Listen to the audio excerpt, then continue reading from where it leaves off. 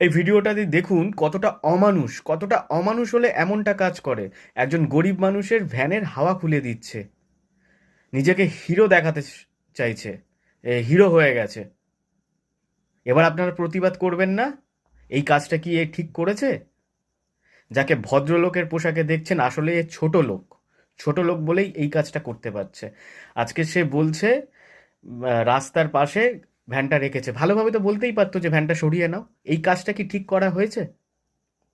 আপনারা বিচার করুন। আপনাদের তো সোশ্যাল মিডিয়ায় কোনটা ঠিক ভুল বিচার করেন। এবার কোনটা অন্যায় আর কোনটা অন্যায় নয় সেটা একবার বিচার করুন।